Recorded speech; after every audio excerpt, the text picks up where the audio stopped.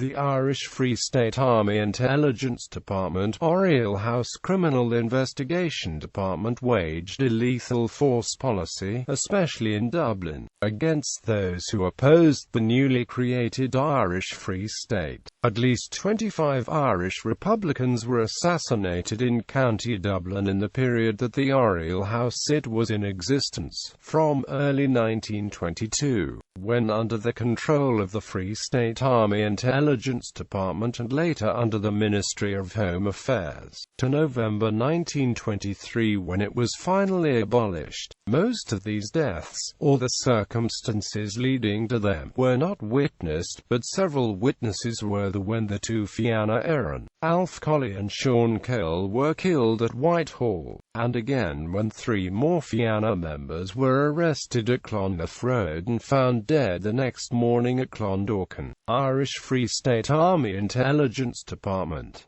When the Truce of July 1921 came about, there was a great relaxation of activity. Michael Collins, however, kept the pressure on his intelligence people and expanded intelligence gathering. As the months went by and the Anglo-Irish Treaty neared, Collins feared that in the not-too-distant future his enemies would not be the British, but those who had fought alongside him and were now sensing of betrayal of the Republic. When the treaty was accepted, Collins gave his intelligence department a new headquarters at Beggars Bush Barracks on Haddington Road, and later transferred the department to Wellington Barracks, on the South Circular Road as the Civil War developed. All of the former IRA intelligence people were present: Liam Tobin, Joseph McGrath, Tom Cullen, Charlie Sauer and Ed Flood. Charlie Dalton al. The complete squad was also here, although some were now in uniform and commanding troops. Also at Wellington Barracks were the men of the Dublin Metropolitan Police who had covertly assisted the IRA from 1919 to 1921. People like Ned Broy, David Nelligan, Joe Kavanagh and Jim McNamara. Lastly, there was a large group of former Irish Republican police, led by Peter Ennis, brother of General Tom Ennis. Even though Collins had castigated the IRP in the past, he now accepted them into the new Free State Army Intelligence Department. A few new people were also recruited to the department, young men like Michael Joe Costello and Daniel Bryan, both of whom would rise to high office in later years in the army. The anti-treaty IRA was now faced with this substantial setup at Wellington Barracks as the Civil War loomed. They had now formed an executive and had barricaded themselves into the 4 courts buildings on the quays as an assertion of the defiance of the status quo. Organization. The origins of the CID at Oriel House CID. The earliest mention of this organization is in the form of an application for membership from Peter Ennis of the Irish Republican Police. It was a non-statutory body, an adjunct of the Intelligence Department of the pro-treaty section of the IRA. Its activities were veiled in secrecy, and today it is proving impossible to locate any files on the actual work that it carried out. From being a quasi-military body in early 1922, it transmuted into a quasi-police force in August of the same year, and remained so until it was disbanded in the latter months of 1923. The FSA Intelligence Department took over the spacious Oriel House early in 1922. Liam Tobin, now a Major General in the FSA, was installed here as Director General of the newly established CID. One of the first decisions made was to appoint a deputy to Tobin in this new organization. Collins now installed as Director, Patrick Moynihan, with the rank of Captain. Moynihan had been head investigator in the Postal Service and was seconded to the new CID. He had been a valuable intelligence contact in the post office during the Tan War and was close to both Collins and Griffith. The next appointment was that of Peter Ennis of the Irish Republican Police, also with the rank of Captain. Ennis then moved from his office at 24 Great Brunswick Street and transferred some of his IRP personnel to the building known as Oriel House. The building would also be used later on by the Protective Corps, whose job it was to guard all government buildings, the GPO, large banks and several government ministers, senators and their homes. A further organization would also use Oriel House as a headquarters later in 1922. This was the CDF, a very secretive body composed mostly of ex-British soldiers. They, too, were an armed organization and numbered about 100 members. They duplicated some of the work of the Protective Corps, guarding banks and cinemas, and patrolling the streets of the city. They never revealed their names when submitting reports, using a personal number instead. The cost of the CID and the Protective Corps was provided for in the CID estimates. The CDF was provided for under the Secret Service estimates. Oriel House CID. In the beginning, for the first 6 months of its existence, the CID was under the control of the FSA Intelligence Department. It had a Major General in charge, a captain as his deputy, and the lower ranks were sergeants, corporals and privates. They also had the use of army vehicles and motorcycles. The CID was set up to combat the rise in armed crime in the city, as many robberies and assaults had occurred. The question has to be asked here: what was the necessity of a CID, when there was a ready-made detective force down at the G Division of the DMP at Great Brunswick Street? However, there was still great animosity to the G men, and they in turn were not proving to be reliable and had been moribund since the truce of 1921. In reality, the CID was set up specifically to hinder the Republicans by any means from organizing and progressing. The end would justify the means, as the old adage goes. Oriel House was built in 1872 and served several purposes. It was at one time the head office of the Dunlop Company. It also served as a police station for the DMP when Great Brunswick Street Station was being renovated. It is an imposing building and served the purpose well for the CID. It had an unobstructed view right up Merrion Square and of many of the government buildings there. It was also on a corner of two main thoroughfares, with no rear entrance, and easy to defend. There were also a number of cells in the basement area of the building for holding prisoners. Early activity. In the early months of its existence, the newly formed CID kept its activities low-key, gathering intelligence, making contacts and performing bodyguard duties were the day-to-day duties of the members. One file shows the whole complement of Oriel House divided into 3 groups. Each group had lieutenants, sergeants and corporals in charge. Possibly there were 3 shifts operating at the time.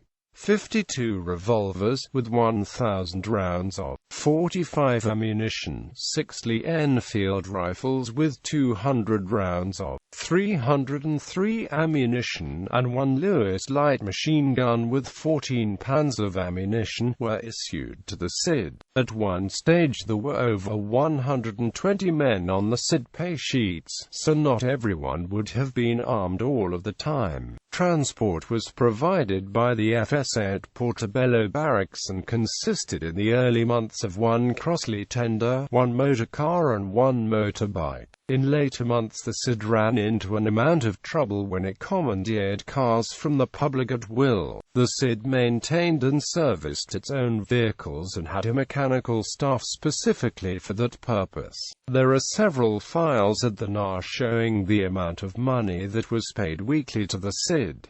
Captain Monaghan £250 per annum. Captain Ennis £6.14.7. Lieutenant £4 10 to 0. Sergeant £4 0 to 0. Corporal £3 15 to 0. Private £3 10 to 0.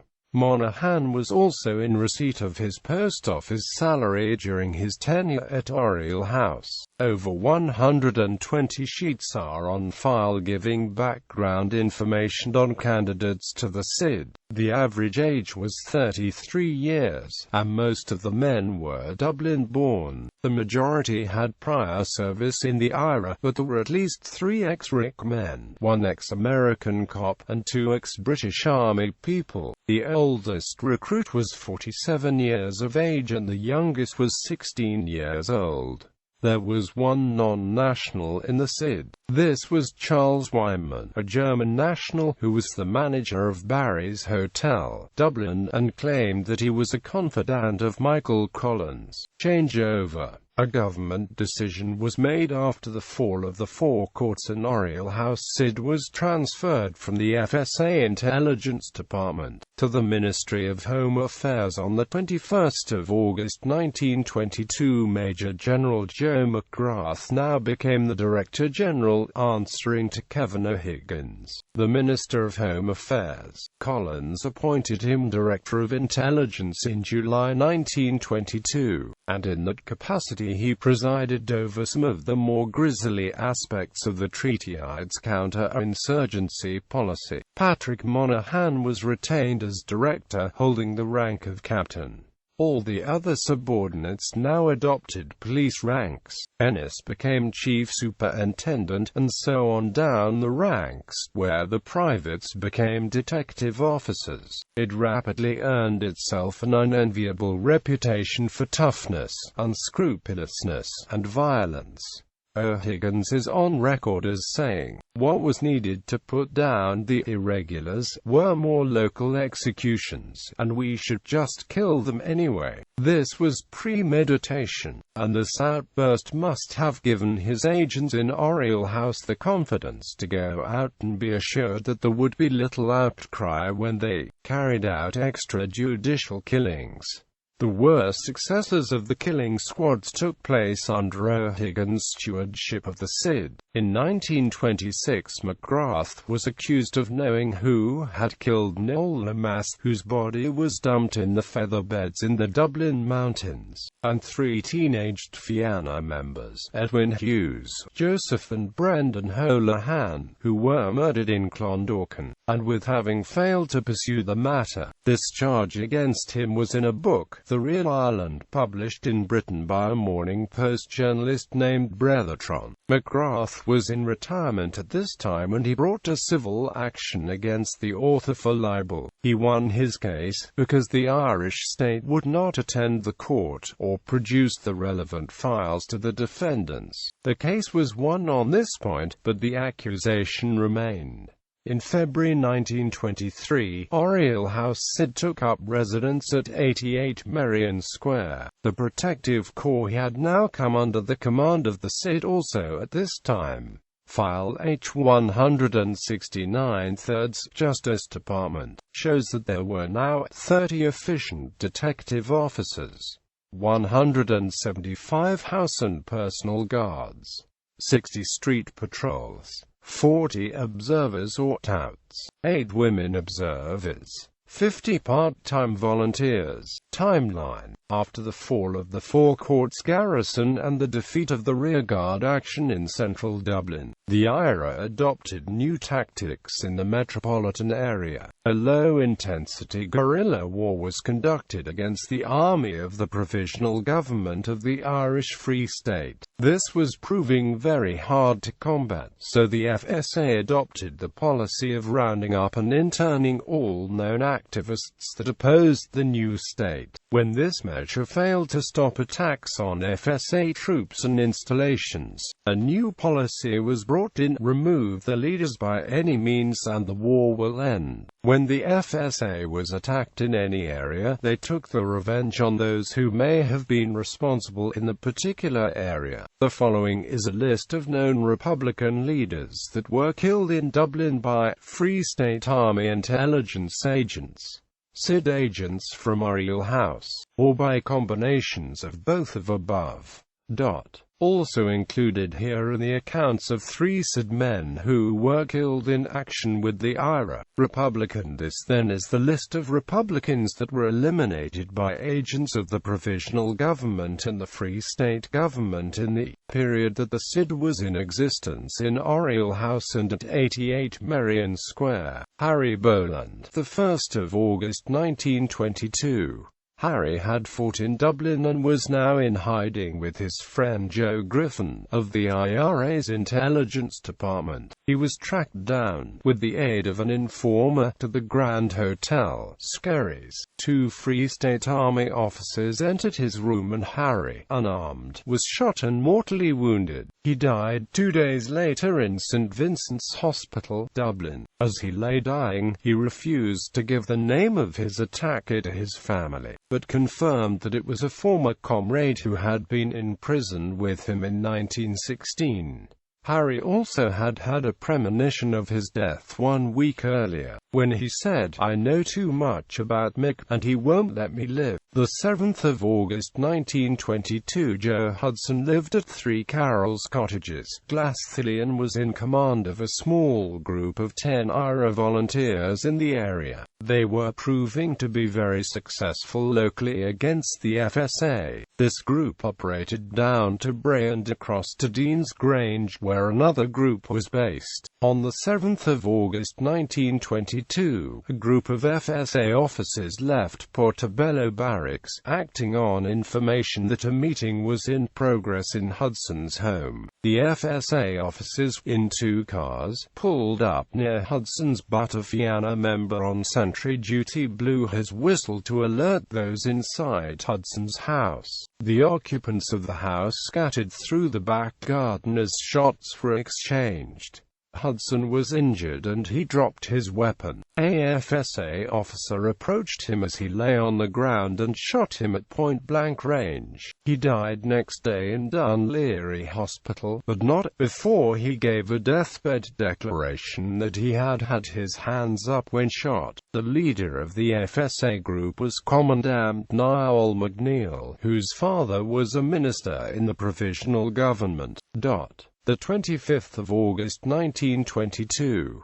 One of the most despicable murders of Republicans took place at Whitehall on this date. Alfie Colley, Parnell Street, and Sean Cole, Buckingham Street, were 2 of the most senior Fianna officers in the Dublin Brigade of Fianna Éireann. They were picked up at Newcomen Bridge, North Strand, on the way home from a meeting of officers at Marino. A witness stated that their abductors were wearing trenchcoats over Free State Army officers' uniforms. Witnesses saw them being shot dead at the Thatch, Bucks Lane, Whitehall, Dublin. Popular opinion at the time was that their killings were a reprisal for the death of Michael Collins earlier that week. The 25th of August 1922.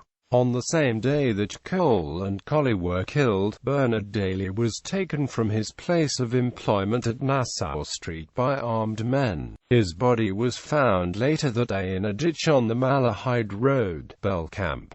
He was a native of Old Hill, Drogheda. The 2nd of September 1922. Leo Murray and Rodney Murphy were in hiding from the CID, who had threatened to riddle them if caught. They were in hiding at New Park Lodge, Stillorgan, in a friend's house, when they were shot in the beds by a squad of Free State Army officers from Portobello Barracks. The homes had been raided 3 times in the previous week by the CID from Oriel House. The 3rd of September 1922. J. Stevens worked for the Great Northern Railway Company in Dublin. He was a native of Bleak, Cofa Manor, and was an IRA volunteer in the city. He was taken from his lodgings at 7 Gardner Place by armed men at 3:30 a.m. on the 3rd of September, and his body was found on the Naas Road at Black Horse Bridge in Chicoor. The 12th of September 1922. Sean McAvoy was caught at the junction of Bride Street and Peter Street by a combination of CID men and Free State soldiers. His friend gave evidence that they were placed against a wall and fired at. His friend escaped to tell the story. The 16th of September 1922. Patrick Mannion had taken part in the attack that evening on Oriel House. His squad retreated along Mount Street. They encountered a patrol of Free State soldiers.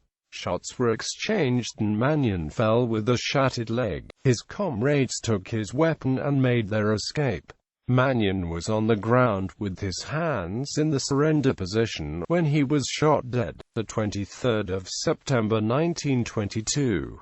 Pat Neville was at his place of employment, Mooney's pub on Eden Quay, when he was abducted by 3 armed men. He was murdered at the Old Killista Avenue Cemetery the same day. Neville was from Coquelin and his body was brought there for burial. The 7th of October 1922. This was the single worst atrocity committed in Dublin. 3 Fianna youths, Edwin Hughes, Brendan Holohan, and Joseph Rogers, were putting up Republican posters on a wall at Clonliffe Road, Drumcondra, when they were arrested by Charlie Dalton and 2 other officers, all of the FSA Intelligence Department. The bullet-riddled bodies were found at the quarries on the Naas Road, Clondalkin next morning. The 5th of November 1922. James Jim Spain, aged 22, had taken part in the large-scale attack on the FSA at Wellington Barracks, South Circular Road. Wounded, he made his way to a house on Donor Avenue. He was dragged out of the house by FS soldiers and shot dead whilst unarmed. The 25th of November 1922. William Graham was stopped by a FSA patrol at Leeson Street Bridge after an attack on the Harcourt Street railway station. He was found to be carrying a revolver, which was taken from him. He was then shot dead on the spot by this officer. The 29th of December 1922. Frank Lala was aware that CID agents were looking for him. He was tracked down to a friend's house in Ranelagh and taken from there by the CID. His body was recovered at Milltown Golf Club. The 23rd of March 1923. Thomas O'Leary was also on the run and staying with a friend. He was arrested at a house on UPP, Rathmines Road, and his body was found a few hundred yards away at Tranquilla Convent. The 29th of March 1923.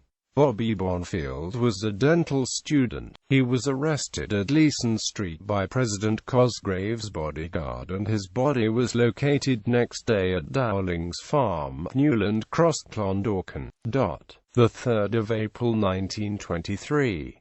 Christopher Breslin was taken from his home at Mount Temple Road, Manor Street, and Joseph Kiernan was arrested at Ongia Street. The bodies were found at Ratoath Road, Cabra. The 22nd of March 1923. Michael Neary was wounded and captured at Albert Road, Glenageary. A FSA officer shot him repeatedly in the lower body, and he died some days later in Dunlawa Hospital. The 21st of April 1923. Martin Hogan was abducted by a party of about 10 men at Eccles Place, Dorset Street, whilst in the company of his girlfriend. His body was recovered at Grace Park Road next morning. The 3rd of August 1923. The CID from Oriel House had told Henry McEntie's wife that they were going to riddle him when caught. His body was found on the Dubber Road, at the top of Jamestown Road, Finglas. The 12th of October 1923. Noel Lamass was abducted from Drury Street in July and his dismembered body was found at the Featherbed Mountains. He could only be identified by his clothing and spectacles. James T. Ernie is mentioned in O'Higgins' book, but no data place is given for his death. James T. Ernie was investigating a CID safe house at Dorset Street on the 17th of April 1923 when he was attacked by a CID man who wrested his revolver from him and then shot him dead in the shop.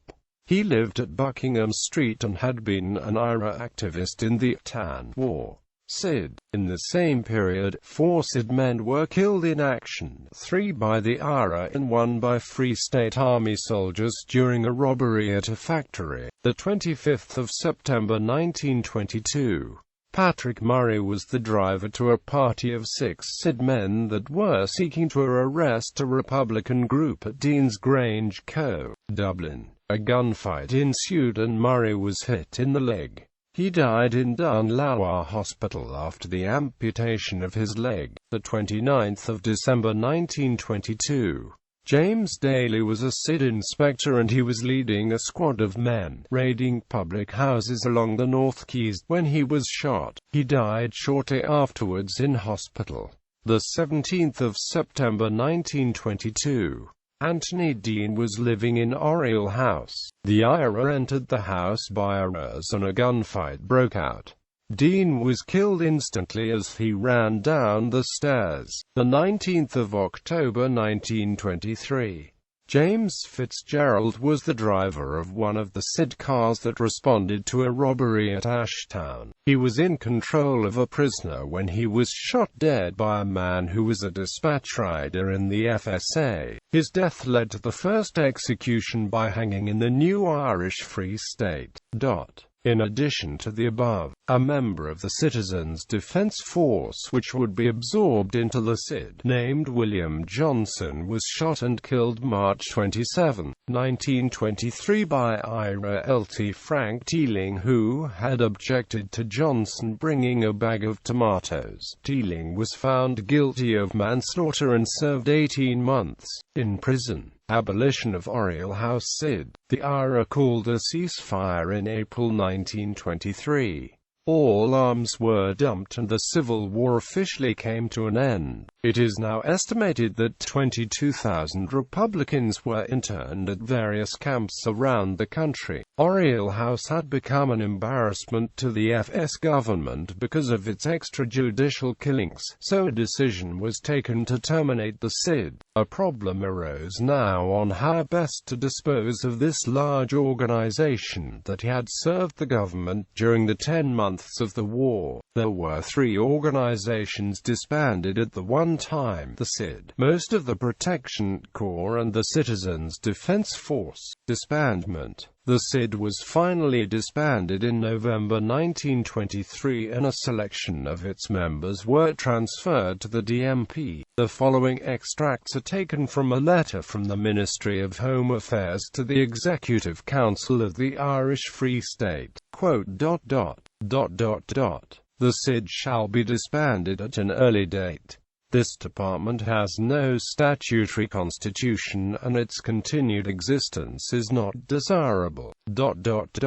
Into this new body there can be absorbed selection of Oriel House men and such members of the G division as may be suitable. The new detective branch was put under the control of Colonel David Nelligan, Director of Intelligence in the FSA. At the point of disbandment there were still 73 personnel in the CID at 88 Merrion Square. Of these, 28 were amalgamated with the DMP.